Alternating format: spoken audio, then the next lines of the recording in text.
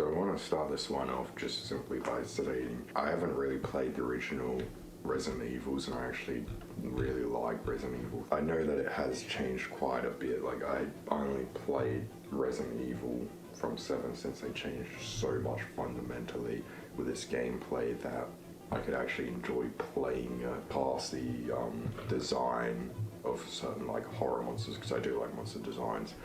And talking of which, I want to discuss a few controversies surrounding this game.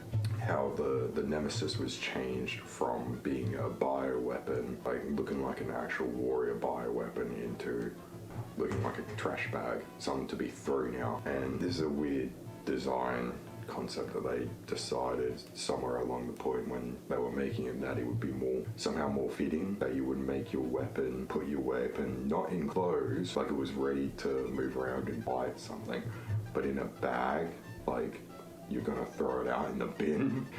I don't understand that logic, to be fair. Like, I might just be stupid and need it explained to me, but that doesn't make any sense. When you put it in clothes, if it's ready to fight, so it's ready to move around and be more athletic, like, I don't understand that. I mean, I know people complain because the Nemesis has a nose, so it resembles more of a person that was like mutilated into like some being, you know, like the lore kind of suggests, which I get. I would understand if it was like the more tubey, fucking viney designs on his neck, which I actually sort of like the mechanical one that's connecting to his heart, because that connects to the lore of like how they wanted to control him, even though I don't know if that was in there, like if that was a lore change with Nemesis himself. Something else that I didn't like, however, though, because that was a bit of a tangent, is Jill Valentine's redesign. Now, I didn't play the original, so I don't know how different it is, other than the actual design of like her physical appearance. That much I obviously know. And I feel like a lot of the redesigns for this stuff was less from the actual game and more from,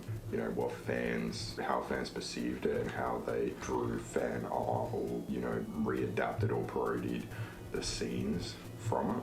And, you know, the key word there is parodied, because it's not the exact same, obviously. But so they made Jill, like, to me, this game could have succeeded in a remake by expanding on the character Jill, because she was in the first game, you know, big character. That's the whole point of Nemesis, because, you know, since she succeeded so much in that game and Umbrella doesn't want anyone to know about them or stop them, they sent Nemesis specifically to hunt her down, to silence her, right? And so she's the big badass hero, but she's not in her military clothes this time, and living a civilian life. So we could have seen a bit more about her personal life, you know, who she is, what more motivations she's, or like personal interests. Like, maybe we could have heard more about her relations to, you know, maybe to Claire and like to a partner, or, you know, maybe some friends that were staying in the city, what happened to them. But no, we didn't have anything about that. Her only story or involvement in the story is the fact that she wants to hunt down Umbrella. She's a big, strong protagonized woman that's really not scared of the monster like we should be, but she's really badass and can take on anything.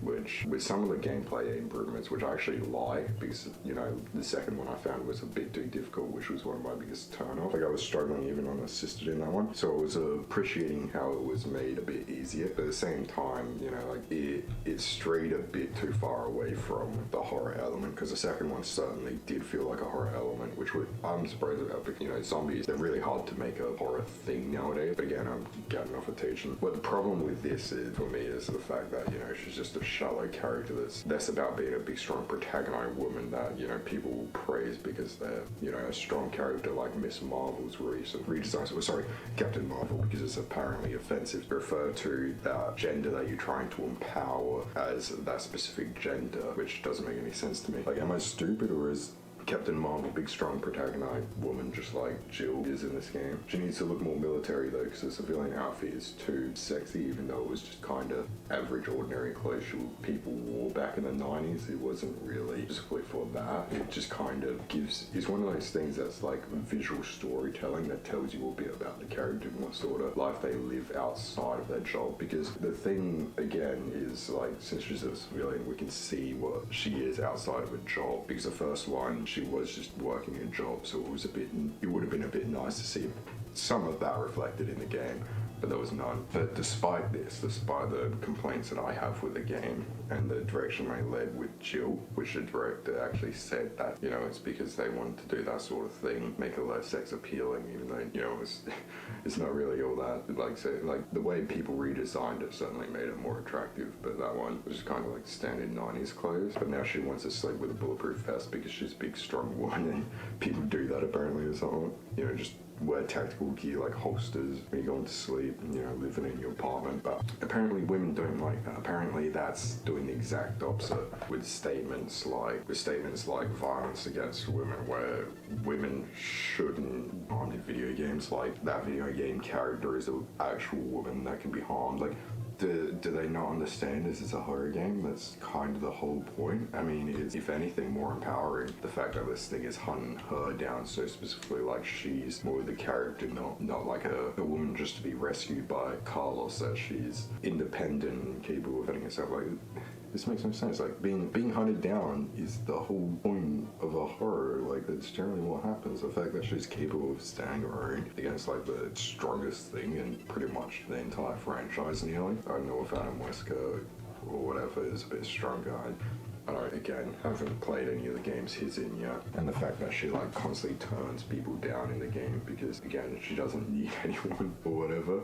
Again, there's not much development there. It's just like, Carlos knows she's a big, strong woman. What do you want in a horror game if you don't want women to be harmed in it? Do you want Nemesis to go off, say stars, and then just hand her a piece of paper saying your company is being fucking closed down or whatever? Or do you want them to hand them a fucking picture of a scary clown mask and then walk out and say, see ya, taking your pizza, by the way? That wouldn't really be scary. And apparently, even though they changed Jill's design to be less sex appealing, apparently it's still too sexy for this person, even though, as I stated before, the actual director re-changed her design specifically to avoid that. Like, how is pretty much like military clothes supposed to be sexual design? Like, is anything now is just like any clothes sexual? Like, as long as a woman's wearing it, I guess it's sexual now. As long as you find the woman attractive, it's sexual.